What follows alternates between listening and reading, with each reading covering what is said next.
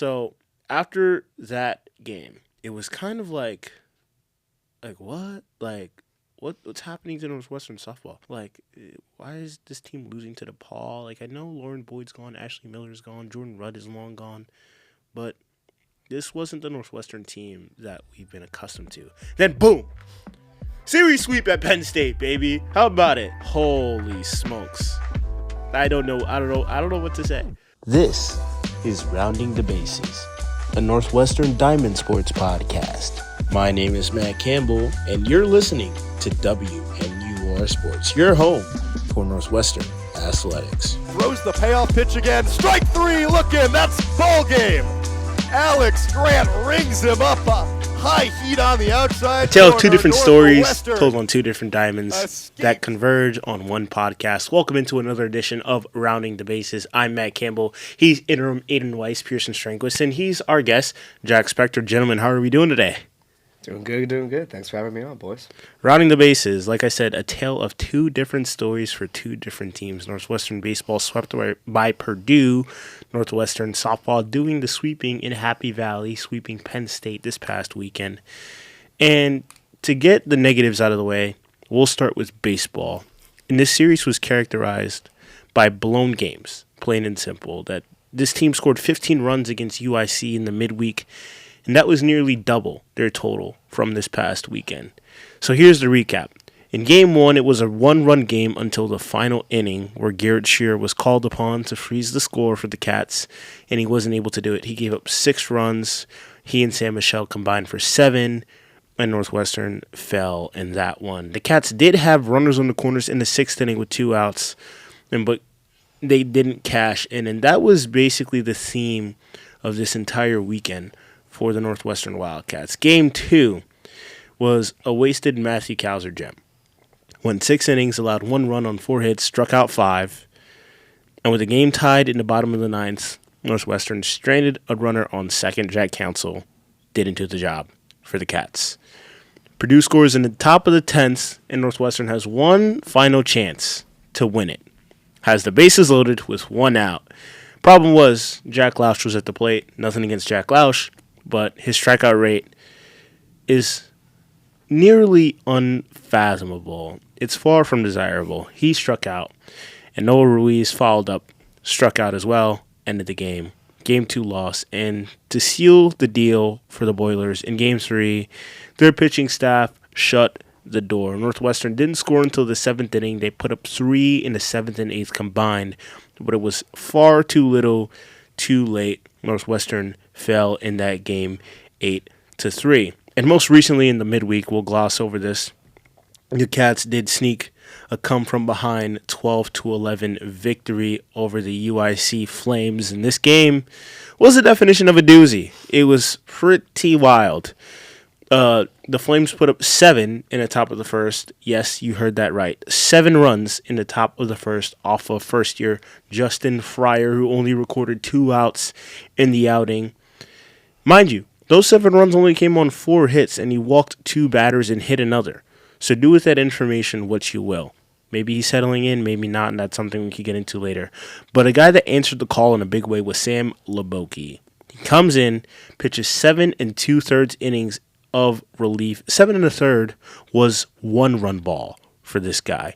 And reminder, for those who were in tune with the podcast, I mentioned that Sam Leboki wasn't the Sam Leboki of old, wasn't the Sam Leboki of last year when he was throwing complete games at Wrigley Field. He was taking some time to settle in, and it was great to see that from him. Why do I mention this? Why does this matter? Because Northwestern just put up a casual 10 spot in the bottom of the 6th and got themselves back in it. More than back in it. They had a sizable lead at that point. They led 12-7 after scoring 2 in the bottom half of the first to respond to the 7th spot by UIC.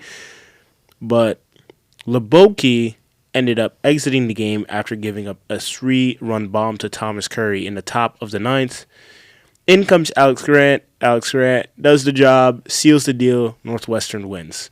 But the big problem for this team is it's almost as if the offense and the pitching cannot work cohesively ever for Northwestern, which is a blessing and a curse because when the bats go cold, it's the pitching staff that suffers, and it's the pitching staff that goes unrewarded.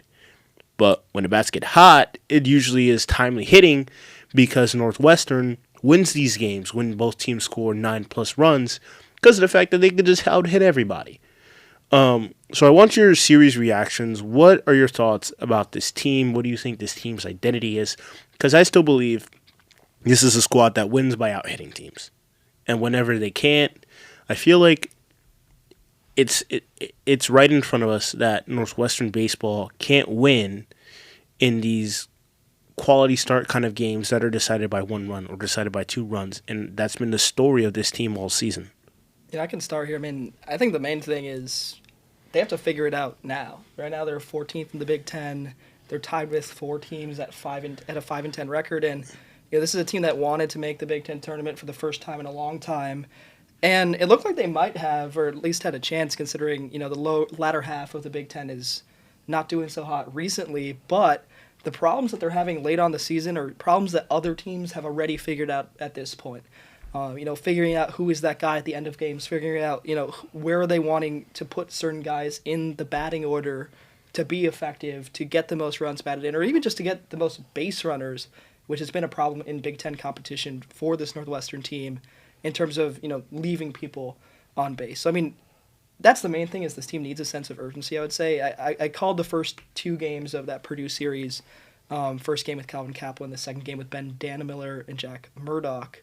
And I'd say, for both games, it was kind of almost the same exact scenario where, you had a guy in Garrett Shearer in the first game. In the second game, it was Ryan Weaver, who pitched great games, potentially their best games this season, potentially their best, relief appearances in their entire Northwestern careers for about 2.2 innings.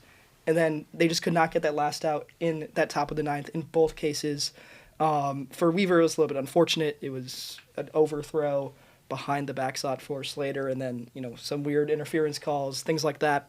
Maybe out of his control, still unfortunate. For Shearer, it was something where, he looked pumped that whole game, and then, gives up a ton of runs back to back to back to back. I mean, a 7 spot in the top of the 9th is not what you want in the first game of a series, the first game in the second half of the Big Ten.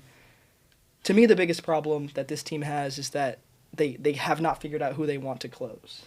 And I get that not every team has that closer type. They might not, but at this point, you can't really be mixing in 4 or 5 different guys and just hoping one sticks. You almost just have to stick with one guy and hope that he can get into a groove. It's encouraging to see that Alex Grant came in that game against UIC, first save of the season. Maybe if they just continue that, they can just get some luck. Maybe he can become that guy. I think he has the stuff. But I think my biggest advice for this team would just be to stick to one guy. Because at the end of the day, when you're relying on these long relievers, or even Leboki, for example, going long into that game, just trying to have him close it out because you can't trust a reliever to come in, that just can't be the case. Because then eventually you're going to break those guys' confidence as well. So I think the fix to that is just sticking with one guy, maybe forcing Alex Grant to only be in save situations, even if that's maybe not what he wants. I think that's what maybe the team needs right now. I think for a guy like Shearer, he could be in a very uncomfortable situation. Even Leboki as well, coming out of the bullpen. Yes, he's still building up after an injury sidelined him for basically all of 2025. But when you look at the stats, multiple earned runs in each of his last 4 appearances, and they were not pretty by any means. The Michigan State W was, for lack of a better term, a lucky one. It was a lucky one. Gave up 4 runs on 5 hits in 5 innings. That's not the Garrett Shearer that we expected to come and join this pitching staff. We thought the big 3 for this year would have been Garrett Shearer, Sam Leboki, and the shout-out game Shubway for this one in the preseason, Justin Fryer, who's also struggling as well. And Jake Reifenberg. Relief. Right, exactly. At this point, yeah, exactly. And I feel like that's been the theme for this team. And all 3 have struggled in that relief role. And it's going to take a little bit more time, even though Northwestern is running out of time, like you just said. It's going to take a little bit more time for those guys to settle in and really get comfortable in those bullpen roles. Even in the USC game, you look at the box score, Leboki gave up 4 runs in 7 2/3 innings. It's not quality in a box score. But if you actually watch the game, the guy was nearly flawless. It's just at the end. That's the problem. It's at the end of these appearances where they're falling apart. But here's the thing. Sam Leboki came in with 2 outs in the first inning. It was basically a start. you would have thought he was tossing a complete game gem. If you had taken away the score, if you had taken away the context, and you just saw what he was doing on the mound, you'd have thought he was throwing a complete game gem, because that's the type of pitcher that he is. Before this Northwestern team, him starting is just not something that Ben Greenspan needs. Maybe it's him building for the future. Liboki in his last year of eligibility, and with guys like Justin Fryer, Dominic DiLoretto, Jake Reifenberg, as I mentioned before, maybe he is taking this futuristic approach to this Northwestern pitching staff. Yeah, I think for sure the point about Northwestern really needs that solidified closer, the guy that can really slam the door. Alex Grant did look good. After Liboki, as you said, he tossed an absolute gem. A little confused he didn't get the nod for the start of the last Purdue game. He was the guy I was expecting. It ended up being James Whitaker, who didn't look pretty through just short of 5 innings, allowed 5 runs, only 4 earned. I called that game with Adam Sutro. I will say I think he should be a little relieved he only got out of there with 5 runs. Looked a little bit worse than that. Took 90 pitches to do it. But it's also a big mindset. When you're the starter versus the setup versus the closer, it's a lot of mindset and preparation that goes between those, and it's a different role to play. And when you're switched around in those roles all the time, you can't get a consistent routine. You don't exactly know when you're going to be called upon. I mean, sure, there are those cases like the UIC game when you kind of you're in a fireman's role. Liboki does a great job coming in probably without a lot of warning and cleaning up the mess. But I know it's hard for Ben Greenspan to solidify a guy when nobody seems really up to the task right now. But from a mental standpoint, it's so much easier, and you'll get a more consistent guy if you just keep someone in that role and try to trust it and ride it out for a little while. And maybe it could be one of those veterans as well. It could be even like someone like Liboki, who is usually a long guy, maybe trying to utilize his stuff in a closer role if you need someone with experience there. You mentioned Dominic DiLoretto. That's an interesting one. I was talking to Jack before the pod. Kind of like, this is a guy we've just not seen that much this season, and I honestly don't know why. I get Me that. neither. Good point. I get that, he is, like, he's coming in as both a pitcher and an outfielder. Really, he's just a pitcher. It's pretty clear at this point that that's what Ben Greenspan is going to use him as. Started a lot of games in non-con to start the season, and then we didn't see him for a long time. Saw him in that first game at UIC last week, and those were his first 2 earned runs of the entire season. He's had, at this point, 9 appearances, each one 1 inning long, and he's only given up 2 runs in that span, and that was just one game, a game that they won. So it's like, I don't get why we're not seeing this guy more. He's the only guy on the team who has a sub-3 ERA. He has a 2 ERA, obviously, with only 2 earned runs in the season, right? It's like, but genuinely, it's like, I don't get why we don't see him. If you're talking about, you're trying to grow these young guys during the season, he's a great example of a young guy who'd want to grow in this season, and to not give him those opportunities seems a little weird. Unless he's nursing an injury, of course. I mean, it is possible, of course, that there's things that we don't see behind the scenes. Maybe he's having some discomfort somewhere. You don't want to risk that, obviously, with the young guy, especially considering the injury problems that their pitching staff has had. But without announcing that, you're kind of leaving room for me or pretty much all of us to kind of question where Dominic DiLoretto is. Question and speculate, and I think that's a great point. DiLoretto, when I saw him at that UIC game, he looks great. Yeah. I think this is a guy that can definitely be that closer that Ben Greenspan is looking for, not only just this season but the foreseeable future. Only 9 innings on the year in 1, 2, 3, 4, 5, 6, 7, 8, 9 appearances, right?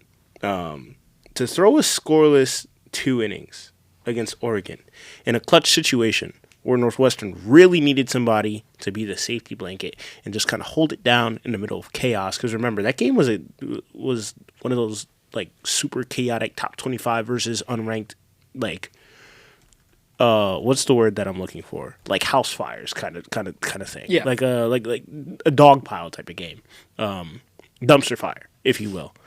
The 11-10 Northwestern win. Not many people remember the 2 scoreless innings that this guy DiLoretto tossed.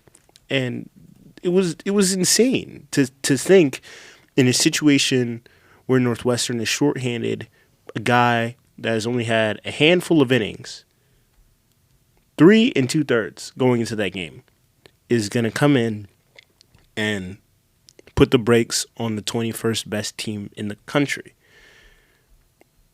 I don't have any answers except for the possibility that he could be the next one up in the role that Sam Leboke had last season, and Alex Grant is kind of being like ushered into now of a closer, shut the door kind of guy, like get your 3 outs in the bottom of the ninth and call it a day kind of pitcher. It's interesting, too, because Alex Grant's velo is pretty low. You know, he's kind of a contact pitcher, and so that's maybe the opposite of what you'd think of in a closer. But I honestly think that might help them as well. You know, having someone who's maybe more unique, who players aren't maybe used to seeing in that situation, that might be more helpful than, you know, in these games when you're having guys like Leboke, like Shearer, who can touch 90. It's like maybe even if they're used to that the whole game, having someone who can go in there and then all of a sudden they're just spamming like 82-mile-an-hour changeups, like, that's going to throw his team off. Yeah, you know. Right, sometimes it doesn't take that, big strikeout pitcher. DiLoretto's a guy that can touch 90 as well, not often, but he can get up there. And a guy, Wildcats don't have a ton of strikeout pitchers on their staff. Leboke did set a career high with 7 in this past game. That wasn't a 7 high. His 7.2 innings pitch was a career high. But sometimes if you have a guy like Alex Grant, who maybe can prove himself to be a solidified piece of that pen, and you throw him as a setup, and then back to DiLoretto in the ninth, sometimes all it takes is getting those different looks. Hard to keep it when they don't have when the batters don't have a consistent guy to look at. That's enough for them to be fooled, and it's hard to keep up. I do want to move to the Northwestern lineup and previewing this Michigan game. As of right now, this team has one of the best pitching staffs in the Big Ten. They're top 6 in ERA. Their walks and hits per inning is 1.41. Not great, but still good for top 7 in the conference as well. Right up there with teams like Nebraska, Washington, Minnesota. All 3 teams comfortably in the Big Ten tournament field and could be those sleeper teams that you're looking at.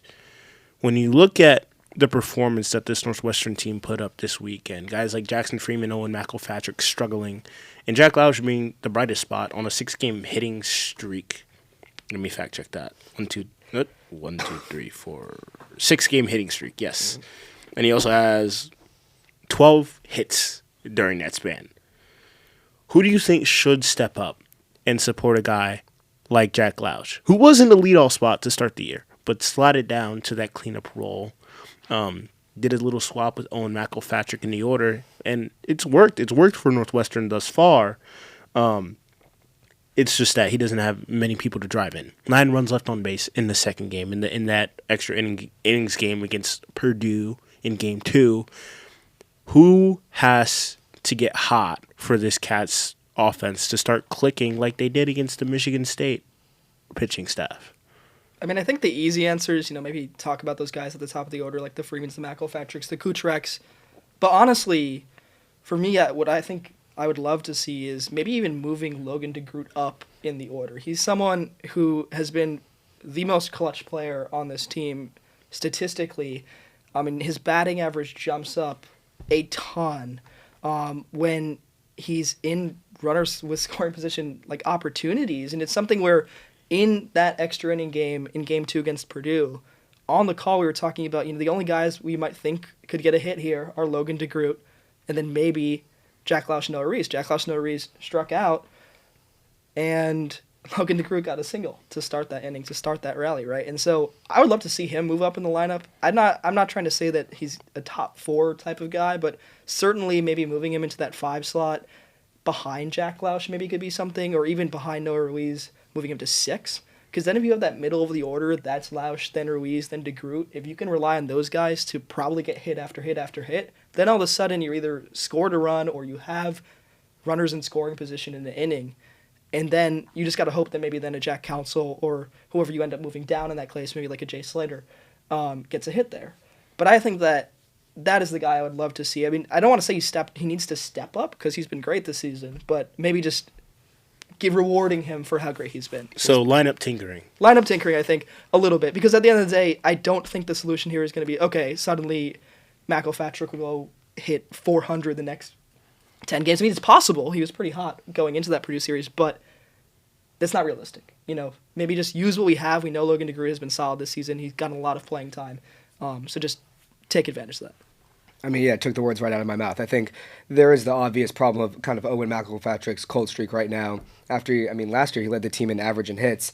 This year he started off cold, kind of was at the bottom of the order, heated up and got that leadoff spot back. And since then, he's been back cold again. Went 1 for 14 in the Purdue series. Did go 1 for 3 with UIC with a ribby and a walk. But I think Logan DeGroot has been so great for this Wildcat team. They've had the same 6 guys at the top of the order the whole the whole season between McElpatrick, Freeman, Kutrak, Lasher, Ruiz, and Barron. The last couple guys have kind of been going in and out. Slater's mostly hold that catcher position, and recently it's been Logan DeGroot in that 9-hole without fail, the UCLA transfer. He had that. It was so fun to see that walk-off versus USC, his former rival. I bet that felt good to hand them their first loss of the season. Sure. That was for fun. sure, 100%. That was a great game to watch. But I think Northwestern's, not only their lineup is their obvious strength, but their depth. From 1 to 9, I think you can trust a lot of these guys to make a play when you need. Noah Ruiz has been such a fun guy to watch. And him and DeGroot, the Slater too, but 2 transfers that have been such instrumental parts in this lineup. I think unless Greenspan's really married to the idea of the second leadoff guy from DeGroot, who's hitting around 280 and has been amazing in the clutch, I think it's time to reward the guy with how hot he's been. I'm also going to ride the train of lineup tinkering, but I'm not going to go Logan DeGroot. I'm going to go with a guy that you mentioned briefly. I'm going to go Nicky Barrels. I'm going to go Nick Barron. 5 hits in the past 3 games, 3 RBIs in his last time out against UIC, was integral in that 10-run inning, and he has power in droves. Like 5 of those hits in the past 3 games that I just mentioned, 2 of them were for extra bases. Doubled against Purdue and homered yesterday against UIC. Yesterday of this recording, 2 days ago of this recording, excuse me. I think he is a legit 5-hitter in this Northwestern lineup. He's got the power in droves. We've seen it in the fall, going deep in the Fall World Series, in the Inter-Squad Series that Northwestern does every single year, and Ben Greenspan knows it. Ben Greenspan has raved about it. I was there on the call at UIC when he had his first multi-home run game of his career, and he strung together some really good at-bats. He doesn't chase much out of the zone. He's able to hit it the other way. He could hit for contact, and he could hit for average. He could hit for power as well. He's kind of like a Jack Lausch, if you will, except the high strikeout rate. And that's no knock on Jack Lausch. I think that just speaks to the potential that a guy like Nick Barron has for this Northwestern lineup. And I think you got to pair him with a guy like Kucherak and connect him more with a guy like Jack Lausch and like an Owen McElpatrick. All 3 of those guys can get themselves on base and move themselves into scoring position because they have the speed to do it. And Northwestern can play baseball, small ball, in a way where they move guys into scoring position for Noah Ruiz, who hits 5th, 6th in the order, or Nick Barron when he's hitting 5th or 6th in the order. I just think a guy like Barron should be getting more of those opportunities near the middle of the order. The other thing you have to be careful of is you don't want to load your lineup too much where the bottom of your lineup has no depth at all. Like that is the one nice thing about, having DeGroot maybe as that reverse leadoff is that you're not leaving it at the bottom with just like a Jay Slater with a 219 average. And at the end of the day, your catcher is not the guy you expect to be a great hitter. That just is a thing in baseball, obviously, as both of you know. But that is, you want to make sure that you're not layering problems on top of problems too. So it's also like, if you're going to maybe move Jack Lausch up a little bit, just be cognizant of those strikeouts. At the end of the day, though, when the guy's hitting 304 on the season, even with that strikeout rate, usually when you're talking about a strikeout rate, it's about guys who are hitting sub 200 or mostly homer guys. It's not that Jack Lausch couldn't be that, but he's also adding a lot of, hits down the middle is kind of something that's been consistent with him. One more player I want to point out, I don't think any of us really highlighted, not necessarily statistically, but Jack Counsell has put together a lot of great at-bats recently, something where, he's taking a lot of pitches, he's seeing the ball really well. He potentially might be someone I'd even want to see at the leadoff spot, and I know that's tough because it's kind of hard to say, let's move Owen McElpatrick down, just because of what he's done for this program. And I'm not saying move him down much, but I do think Counsell is someone who pretty much every time I see him bat, he has a good at-bat. It's never something where, he's swinging at the first 3 pitches and he's out. It's something where, Usually he's taking his time. He's seeing pitches from whether it's a new reliever in the game. He's not falling for tricks. And I think that's something that's very valuable on a team. Unfortunately for Counsell, it's not something that he's necessarily seen come to fruition consistently. But it's something that, like, even in that Purdue series, he had at-bats where even if he didn't get a hit, he, tired pitchers out, and then the guy after him gets a hit, right, in DeGrooter, in, like, a Slater or something as well when he got his first hit of that series. So I think, like, in that sense, that's something that has also been interesting, and it's been interesting to see him even DH a little bit because of that. Right, and the guy I also wanted to bring up real quick is Shane Hofstadler. You guys touched on kind of the strikeout problem, which leads to Wildcats in strikeouts by a good margin here. But on the other hand, he's also tied with Owen McElpatrick in walks with 17. Nick Barron, 11 walks to his 19 strikeouts, is one of the closest margins on the team. Shane Hofstadler is the only guy with actually more walks than strikeouts, with a 2-to-1 ratio. Now, granted, it's only 6 walks to 3 strikeouts in the only 8 games he's played, but in the Purdue series and lately, he's gotten that nod in the starting lineup at the DH spot a little more. To give Jay Slater the break, because Slater's really been taking most of the innings behind the dish lately. Yeah. Hofstadler's been a great second option to stick back there. And so he has only a .211 batting average, but 400 on-base percentage. Again, we're working with a small sample, but I think he's a great guy that maybe can just get pitchers to work the count a little more. In Game 3 against Purdue, Austin Klug really showed out. 6 innings pitched, 8 strikeouts, just an absolute career game for him, and he did it in under 80 pitches, which was incredible. And so for guys to be able to work the count in the way maybe Hofstadler could, not only gets the other pitcher tired, but one great thing it does that is, it gets the bench seeing pitches. It gets whoever's on deck to get an idea of what does the guy like to start out with? What does he like as his 2-strike pitch? And for a team that is striking out quite a lot, especially compared to their walk rate, that's something that the Wildcats could really use right now, I think. There is a lot of depth with this team between recruits and between transfers and returners, and it's just about putting it together for Northwestern baseball. Now, moving things over to Northwestern softball, that was also a team that looked like it had to put it together after a deflating Michigan series that was exacerbated by a midweek loss to DePaul of all teams. A game where head coach Kate Drohan really wanted to work with the pitching staff and try to get names like Signy Dose some work. Somebody just not named Marina Mason in the circle and throwing some quality innings. And it just didn't happen. Signy Dose, Emma Blay, Renee Cunningham all appeared in the circle. The former two gave up runs. The latter threw a scoreless inning. Marina Mason did end up coming in to pitch an inning of her own, struck out all three of the 4 batters that she faced, but allowed a run in that inning of work. So after that game, it was kind of like what? What's happening to Northwestern softball? What's happening to the Kate Drohan era of Northwestern softball? Why is this team losing to DePaul? I know Lauren Boyd's gone, Ashley Miller's gone, Jordan Rudd is long gone, but this wasn't the Northwestern team that we've been accustomed to. Then boom! Series sweep at Penn State, baby. How about it? This team went off at Happy Valley. Holy smokes. I don't know what to say. This is the best that Northwestern softball has looked all season. This has shades of last season's team at its peak. It was electric. So game 1, we'll jump into the recap. Marina Mason starting on a Friday night. What else do I have to say here, guys? Leave it there. We could just end it there, but I won't because we are journalists, so we have to give objective facts. 6 innings, 10 strikeouts, allowed only 2 runs. Pretty good facts. Pretty good facts. I would say, yeah. Pretty good facts from a pretty good freshman pitcher. Maybe the best freshman pitcher in all of the Big Ten, depending on who you talk to. Maybe some Nebraska fans have something to say about that, but I digress.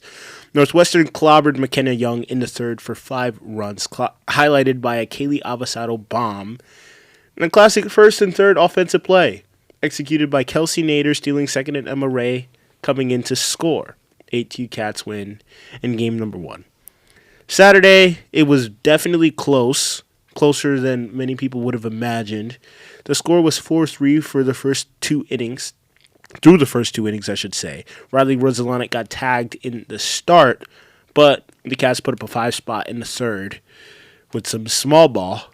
And on my sheet, I wrote death by paper cuts because it seemed as though the Cats would just like poke and poke and poke at the Nittany Lions in the third to score. And it was just brutal.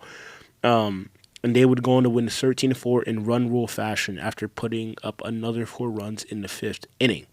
The Sunday game was uncomfortably uncompetitive.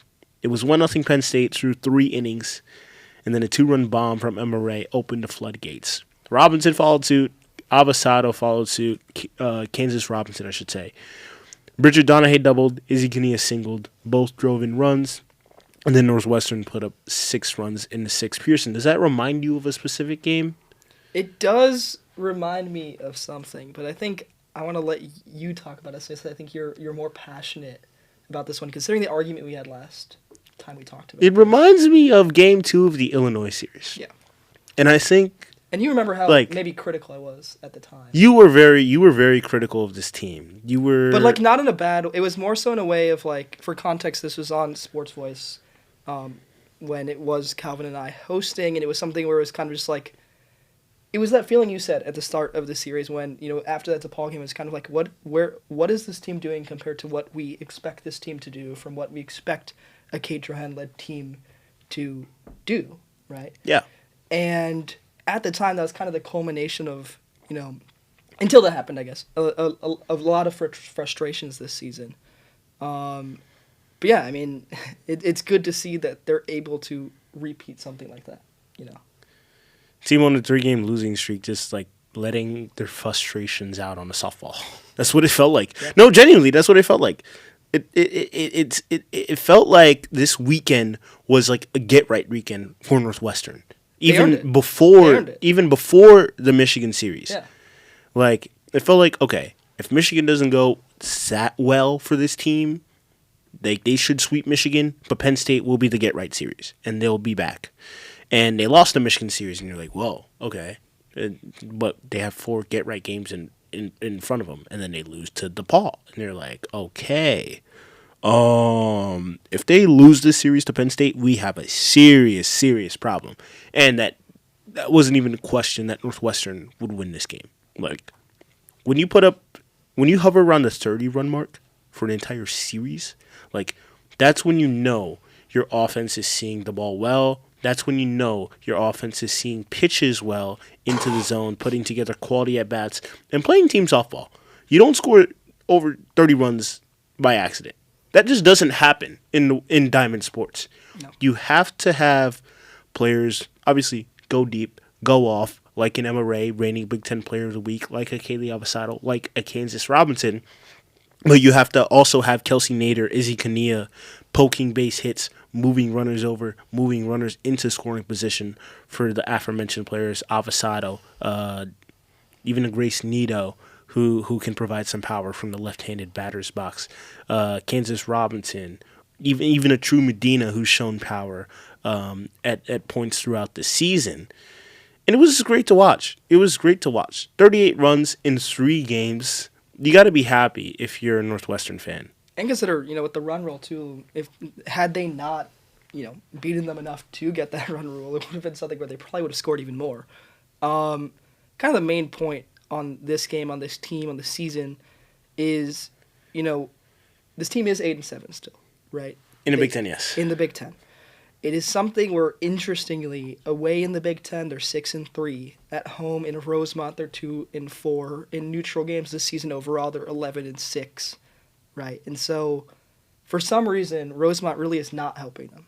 And a big thing going into this upcoming series against Michigan State is that it's in Rosemont, right? And so you're going to have to get over those demons, especially considering that your one chance to, you know, build off that Penn State game in the game that was supposed to happen last night in South Bend did not happen against Notre Dame because of weather. And so because of that, you're going to this Michigan State game not having played softball for a week, playing in a place that has not felt like home for you this season. And I think even more so than this Penn State series, this is their chance to really prove that they're kind of over the hump, because this is a Michigan State team that is 2-12 in conference. And I'm not trying to disrespect them, or 2-12 Illinois, or 1-17 Maryland. But at the end of the day, there's no way this team should drop any games to this Michigan State team, even though it's at Roosevelt. And if you sweep them this weekend, all of a sudden you go from being 2-4 at home in the Big Ten to being 5-4. And then you can start to compound that. Then you're 11-7. Then you start to feel more comfortable. I would argue that even though this is not the best team they're going to play the rest of the season, this might just be the most important series they have moving forward. I put on our doc here that this team is still in the NCAA regional conversation, like despite those bad losses that they have. But when you look at these next 3 series, Michigan State, not only like a must-win series, but like you have to sweep that, essentially. Yeah, a loss there might be disqualifying. A loss there might be disqualifying unless you like make it to the finals of the Big Ten tournament. And then you have Purdue and Minnesota, which I think are series that you also have to win. Both of these teams. Middle of the Big Ten. Be careful, though, because Minnesota and Purdue, same record as Michigan, right? Same record as Michigan. You have to... I don't know why they lost that series to Michigan, like, mentally. Like, I get, like, there's the statistical things we talk about. We can break down what happened. But clearly there also was something where, maybe... I don't want to say they played down to Michigan, but sometimes when you're analyzing, it kind of feels that way. And I'm not trying to, like, accuse them of anything, but it's almost like in those next games, you also have to avoid that feeling of, yes, you have to win all these games, but you also have to play them as if this is the best team in the country, as if this is UCLA. Because if you don't, then you can run into that trap of, missing, like, swinging with your eye off the ball, or missing a hit that, maybe in the context of one at-bat does not matter, but in the context of a game, in the context of a series, in the context of a season matters a lot. That's a great point, because me and Jack were actually on that call for the game. No, I mean, I think, to Pierson's point, it just seemed like they got comfortable, right? Yeah. I mean, you can't draw it up any better for the Cats. They were up 9-0. They had Marina Mason on the mound. They had taken, I think it was the past 4 straight series against Michigan. Three. They were like fourth. on the brink of being the first Big Ten team in history to win 4 straight series over Michigan. And it looked like the Wolverines looked like dead in the water. Like it was right there. They had, and it wasn't like they were so close and Marina Mason was getting out of jams. I mean, it was just dominance. It was phenomenal softball by Northwestern. We maybe it's our fault. We a couple times mentioned, a little run rule getting out of there early. Yeah. And I mean, the game just flipped on its head. Well, I mean, when you have Janisa Conway and Lauren Putz in the same lineup, that helps a lot. That helps a lot. To you, yeah. But like to your point, and correct me if I'm wrong, like Northwestern had runners in scoring position multiple times later on in the game, especially in those middle innings, and just didn't capitalize. And it felt like this team got complacent, this team got comfortable, and this team just didn't put games away. And they've learned from it, and they went to Penn State, and once they got the chance to put their foot on their necks and really end the game, the Cats did just that to the Nittany Lions and didn't give them a chance to ever come back. It just didn't. Northwestern just didn't do it against Michigan, and that's the end of the story. Right, and I think in that Michigan game in particular, kind of similar thing as we were just talking about with baseball, is Northwestern softball still looking for that bona fide closer, the one who can come in and shut it down. I mean, after Marina Mason kind of strong start, but then had her after that, it ended up being her worst career start, giving up. Forget how many runs ended up being charged to her, but it was most of them. Northwestern played with a few different pitchers coming in. I believe it was Renee Cunningham had a good outing. Yeah. She's had some struggles lately, but she had a good outing. Signe Dose threw some. And then Kate Drohan ended up bringing Marina Mason back in. And she ended up getting that last, I think it was only 1 out they needed, or maybe 2. But she got it done. But that being said, I mean, the fact that you need to bring in your star pitcher your first year after she kind of had her worst career start in her young career and threw a ton of pitches, that down the road against some of these teams, and especially in the Big Ten tournament, that just, you can't rely on her for 9 innings or 7 innings of work. Of course. In the game of softball, theoretically, you can have a pitcher throw 10 innings in a weekend, unlike baseball. Right. Like, if you did that in baseball, you'd probably, tear your pitcher's You'd be UCL arrested off. for something. And, the head coach would probably go to jail. Like, that'd be abuse. But you can't do it every single series. Like, you have the exceptions like Aaron Hayne of Michigan, who can just start every game in conference play apparently and throw 2 innings. But on average, she's only throwing 6 innings a series because Michigan is a bullpen-heavy team. Northwestern is not. Northwestern does not have much depth at that pitching position. And so when you have a Marina Mason constantly throwing 10, 11, 12 innings in every series, teams are going to study that. Teams are going to study her tendencies, and after a while, you run out of ways to mix your pitches in a deceptive way, especially once you hit championship season, when you're facing teams like Nebraska, teams like Washington, teams like Oregon in the Big Ten tournament, who have gotten a whole season to study your mechanics. Have gotten a whole season to study your tendencies. Got a whole season to study how you tunnel pitches. It's just not going to work. It's just not going to work. But let's get off the negative, because this is supposed to be a positive. The team just beat the crap out of Penn State. Let's not let and that. Not just that. I mean, like you talked about all these players. We can go into some of their stats. Yeah. Right? Like Marina Mason now 10 wins on the season. Crazy. The right? first year since Danielle Williams back in 2019 to reach double digits in the win column. And that's huge. For Northwestern. That's huge. Right? And like we talked about, third amongst all Big Ten freshmen in K rate per 7 innings. And that's huge too. I mean, that's something where, again, the things we were talking about earlier in the pod about baseball are problems that Marina Mason doesn't have. And that's like kind of like the ideal pitcher you want to have on any staff in Diamond Sports. And then on top of that, you have a big problem for this team early on in the season against a lot of the tournaments they played against really great competition, and kind of maybe the root of some of my frustrations at the start that maybe culminated in that Oregon series was that, these are players who are returning. These are players who we've seen before, seen being successful, and they just had not figured it out completely this season. This is the first time where really everyone was, clicking on all cylinders, and that's huge. When you have, Kansas Robinson finally getting into a little bit of form, Kaylee Abasato, Emma Ray, players who were huge last year being huge once again, and it gives you hope. I think that's the main thing from this series, right? Like, you can go into a little bit of negatives, you can go into a little positives, you can be cautious, but at the end of the day, there is hope. There's optimism.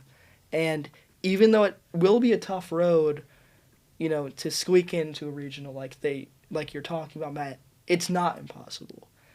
And a couple more wins, or even like a Oregon or Indiana team dropping a couple games, then suddenly you can see this team moving up in the Big Ten standings even more than they already have.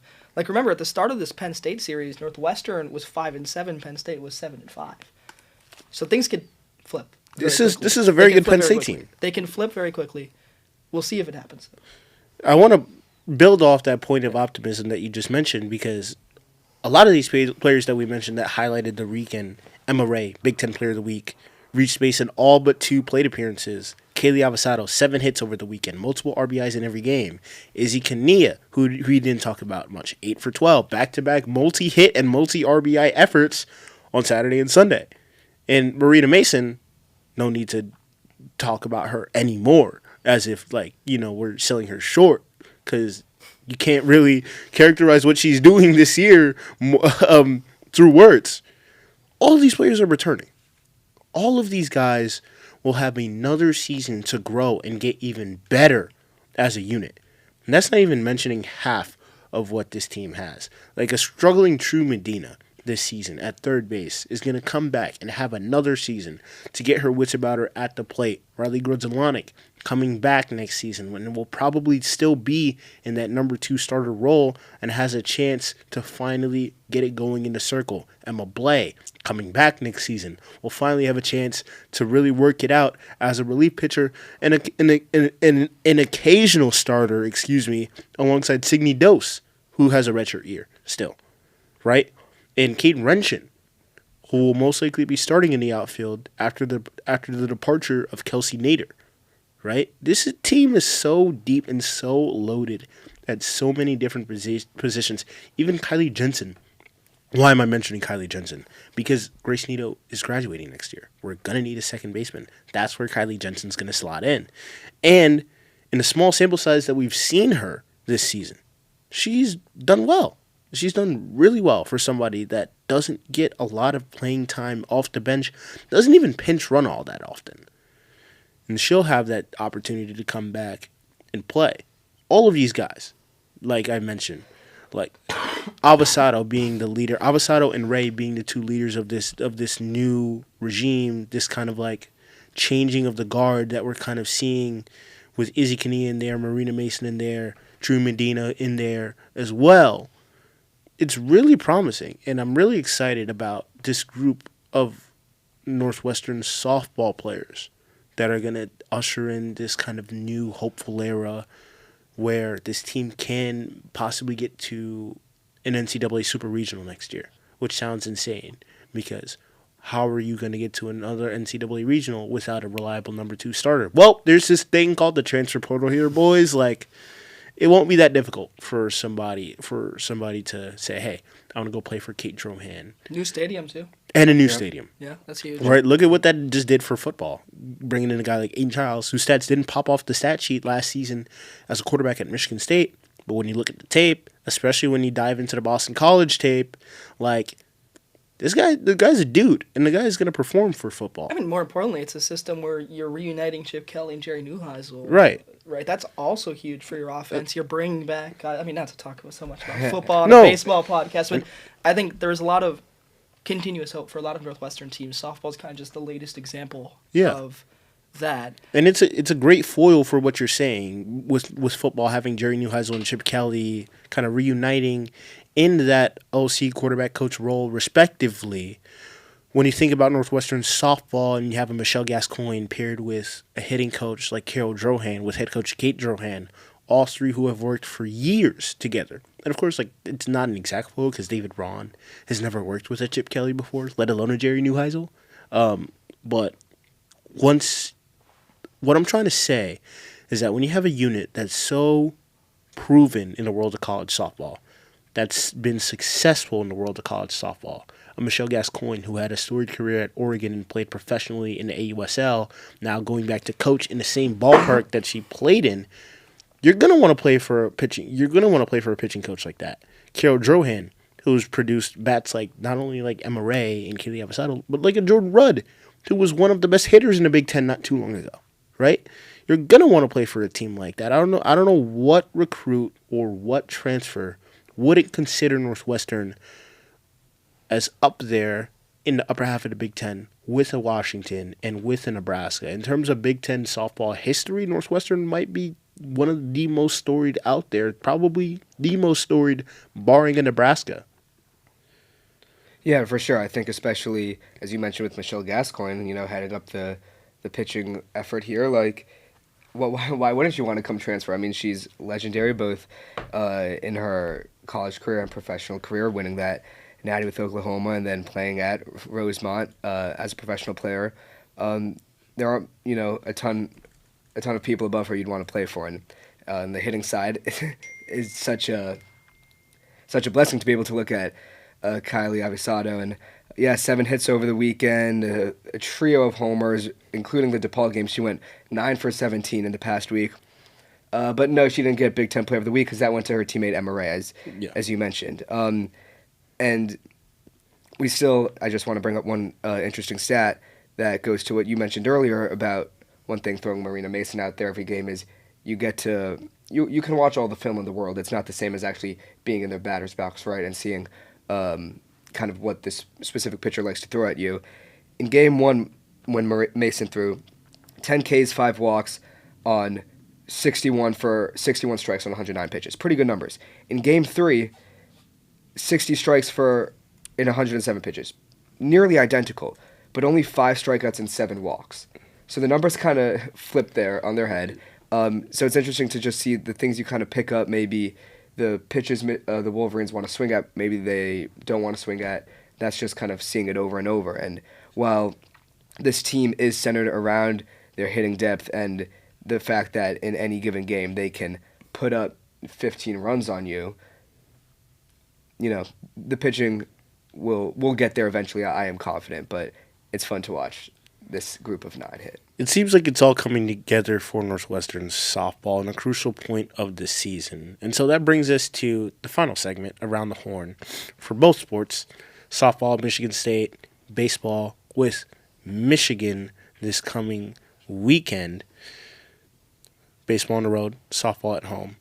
So we're crossing off M's here in Evanston in hopes of Big Ten series victories. I personally think for Northwestern baseball, it's got to be to take 2 of the 3. I think that should be the goal. Realistically, I don't think that's going to happen. I think they'll probably take whatever game Jake Reifenberg pitches, and they'll drop the other 2. And for softball, I think this is a sweep. I don't think there's anything else to say about that. Michigan State, not one of the most prolific offenses in the Big Ten by any means. This team offensively has struggled this season a lot. Ranked dead last in the Big Ten as of today with a .249 batting average. I think that's easy pickings from Marina Mason. And I also think this is a game where you can see her only throw maybe like 7-8 innings total, because it's a game where a Riley Grzelanic, a Signe Dose, a Renee Cunningham could get some valuable innings in and start to pinpoint their pitches and start to locate their risers a little bit better. And that's been a big problem for this Northwestern team. And so that's my take on this coming weekend for Diamond Sports. For sure, I can go next. Interesting point about Michigan State. They're 13-3 in neutral sites games, which is kind of interesting. If they could play all of those in neutral sites, that could be a good thing for them. You know, Rosemont kind of is a neutral site almost, so maybe be a little bit cautious there. Either way, I'm not going to let that impact what I'm thinking here. I'm going to say that they are going to follow up a sweep with another one. Would I be surprised if they drop one game? Probably not. But I'm not going to put that into the world. I'm going to say that they're going to sweep here, and I think I'm also going to say that baseball is going to surprise everyone and take 2 out of 3 against Michigan for the sole purpose of optimism. I feel like, we need a little bit more of that with Northwestern, especially in the spring where, it's traditionally just carried by lacrosse. And so I'm going to say positive there. I think the route to doing that goal that you mentioned for Michigan is hitting. You mentioned they need to hit in order to win. That's kind of what it's going to take. You can't magically expect, especially with how Ben Greenspan uses these pitchers. I doubt he's going to, I don't know if he listens to the pod, probably not, which means he's probably not going to, make many tweaks to the lineup or how he uses his pitchers. What that means is that you're probably going to end up having a pitcher give up like a 5 spot or something at some point in that game. But can you respond? Can you also say, okay, you gave up a 5 spot, but like in that UIC game, we're up 12-7 already, and it's only a tie game. We'll see if that happens. I'm going to be optimistic here. That's my take. You say 13-3 in neutral site games, so I do want to point out, the only good neutral site win it seems like this team has had, Michigan State, is against 13th ranked Clemson. That was at the beginning of the season at the leadoff classic. That's a big win, though. It is a big win. I'm just saying it semantics. Is a big win. I'm saying semantics. It is a big win. Semantics, man. But we don't need to go too much into this. It's just, I'm not trying to say that this really it. means anything. It's just a number on a page. I'm not buying it. All right, go ahead, Jack. Yeah, I think softball's the easy one here. I think the bats are hard. I think Michigan's the second to last team in the Big Ten. I think you don't overthink it. I think it's a sweep for the Wildcats. I think the bats are going to stay hot. Marina Mason's going to do what she does. Signe Dose will help out here and there. I think that's a no-brainer. Northwestern baseball still has 5 more Big Ten series left on the season to put themselves in the Big Ten tournament. Only one of whom is ranked below them, and that's the last series of the season at Rutgers. Michigan will obviously prove quite the problem. I think in terms of pitching, if maybe Luboki could get the ball in one of these games, the former Vandy boys know no stranger to the pressure. Of course. I think there's also a good chance that after this past weekend against Purdue and nearly losing against UIC, he kind of throws it all out there for one game, gives Reifenberg the start, brings in Luboki in relief. Maybe we see De La Roto trying to shut that door and just shells out to win one game. I wouldn't blame him there. Honestly, maybe that's what I expect a little, unless Reifenberg can go deep, in which case Luboki as a guy that can eat up more innings will come in a later game when, I don't want to say inevitably, but it's been the trend lately, a Wildcat pitcher can't get past the 3rd inning, right? I think Northwestern will take 1 out of 3. I think it'll give them a little spark they need to go on a run. I think they still got a lot left in the tank. I think they could really surprise some people. That being said, I give them 1 out of 3 this weekend. So arms of importance for both of these teams, and maybe a little bit more for Northwestern baseball than Northwestern softball, considering the RPI of opponent and the disparity between both teams. And so I think the consensus between us is like series loss for baseball to Michigan, series win, series sweep over Michigan State. Can we agree on that? Sounds about right. Will it happen? We shall see and Let's reconvene hope. next week. You've been listening to Rounding the Bases with your host, Matt Campbell, and co-host Pierson Strandquist, affectionately known as Interim Aiden Weiss this spring. Thank you, Jack, for joining us this week. And thank you, folks at home, for tuning in on WNUR Sports on Spotify and YouTube.